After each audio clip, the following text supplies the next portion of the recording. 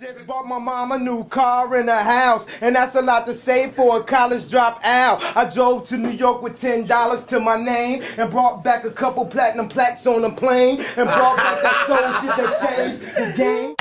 So I just started university this week, and for no particular reason, I've also been listening to the College Dropout. Cliché, I know, but why would I listen to any other music when the College Dropout talks about every problem, every desire, every emotion that I have in a funny yet earnest way in less than 90 minutes? Kanye West's debut album is not overrated or aged. Take away all of its influence on hip-hop or just the music industry, and to the contrary, it is timeless due to its vivid explorations of ordinary life that are contrasted against relevant social commentary.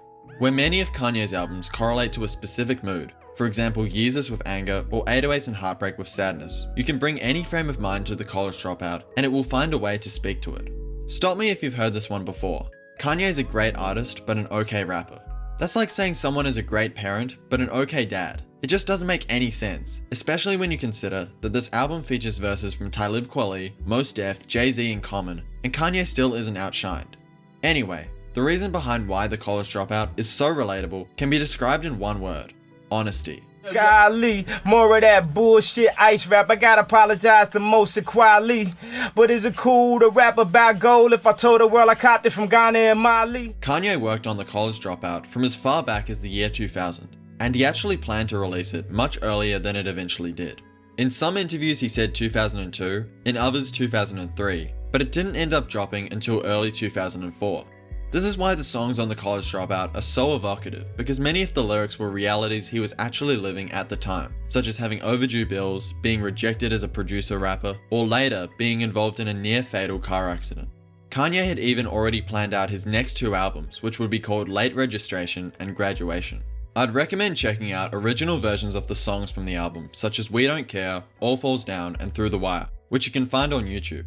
It's almost like watching a green screen movie with incomplete visual effects, and goes to show how many layers there are to the album's production. I mean, the choirs, strings, and backup vocals truly add so much to the personality of this album. That's why I feel like my album is gonna be one of the most sincere albums. Every song I play you, I don't know if you know, it don't even really have no hi-hats on it. It's like straight underground hip-hop, like what Tribe Called Quest used to be, like just authentic music. I don't even care about radio, man. I have my hook come in 3 minutes into the song. It don't matter. I got songs, just got one verse on them, and then it's a hook at the end. But behind the lush soul beats and braggadocious lyrics, there's a real story being told here. A story of self-empowerment as well as self-reflection. Wasn't supposed to make it past 25. Joke's on you, we still alive. Though it's like, that's a triumph right there. We made it past 25. They say we wasn't supposed to do it. You know, I made it through the accident. We turned tragedy to triumph. You know, Jesus walked with me. I've been working this grave ship. I'm gonna buy me a spaceship and fly. I was hoping that that song would be a spaceship in itself. What does the College Dropout mean to you? Seriously, go down into the comments and type out your answer. I'm willing to bet that you all have vastly different reasons as to why this album speaks to you personally. And that's because Kanye West is a hypocrite, and proud of it. And then you always hear about, man, I love the album, but she a hypocrite, or he's a hypocrite because da-da-da-da-da-da-da. Let me actually show you that it's more than one side to me. What makes the College Dropout so unique is that on the same song, Kanye can be talking about the negative effects of materialism, and then a few bars later, admit how much he wants an expensive car so he can show off. Similarly, where a song like All Falls Down is very empathetic to the pressures placed on women, Breathe In, Breathe Out features Kanye expressing his lustful thoughts. Because Kanye is so genuinely honest about every side of himself, negative and positive, there's something here that anyone from any walk of life can identify with. We all have contradictions in our character, and we're all not just one thing. A lot of topics that most artists would avoid because of their supposed inherent dullness, such as minimum wage labor and education, Kanye embraces and turns into infectious songs. In music and movies, I think that themes or subject matter are less about what they are and more about how you express them. One of the most underrated songs on the album is Spaceship, which makes a mundane story of working a day job at The Gap sound interesting. This is Kanye's craftsmanship as a songwriter. He's able to create cool lyrics out of everyday activities. These are serious subjects that I'm talking about. This is not just music. That's the reason why the album had so many skits. This is serious situations. People are graduating and not getting jobs in their major. The job market is too crowded. It's like they sell you this dream where you're gonna go to school, and if you graduate and you turn in all your work on time, then you're gonna have 2.5 kids and this nice suburban home and be able to afford this Benz, and people are end up waitressing and doing jobs that they hate. It's clear that on The College Dropout, Kanye takes pride in just being a regular flawed human being. Through the Wire is all about taking the worst situation and turning it into an opportunity, into a superpower.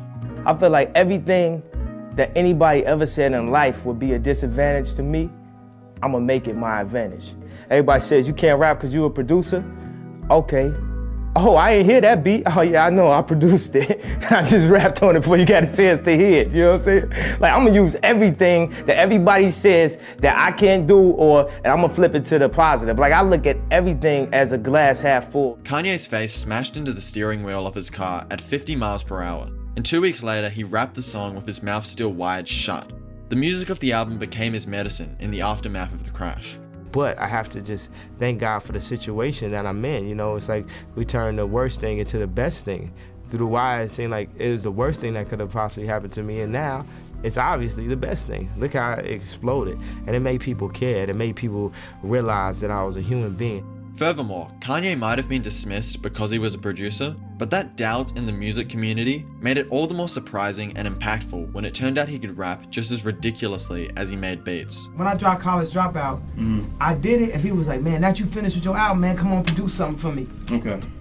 I was like, man, I don't know if you know this, but I'm gonna be touring this right here. Because people was looking at like, I'm just gonna do one album and then be done and just go back to producing for other people. Now, I still produce for other people, but I was serious about this artist thing. No one ever thought that I would be like a, iconic rapper or like one of the greatest rappers of all time, or, one of like the type of artist that ends up doing stadiums and like. The ultimate genius of Kanye West, I think, is that his unapologetic egotism reinforces positive self-talk in his listeners. When Kanye says, now I can let these dream killers kill my self-esteem, or use my arrogance as a steam to power my dreams. we are saying that in our heads simultaneously. The College Dropout goes beyond your headphones. It's a mindset and a way to live by that you should never ever compromise on your aspirations and what makes you, you. This album has always been there for me. I first listened to The College Dropout when I was 15, and to this day, it still has the same uplifting energy as it did on that bus trip. It just makes you feel this overwhelming warmth, and there's always a track or even just a line that speaks to exactly what you are going through, which honestly can make all the difference.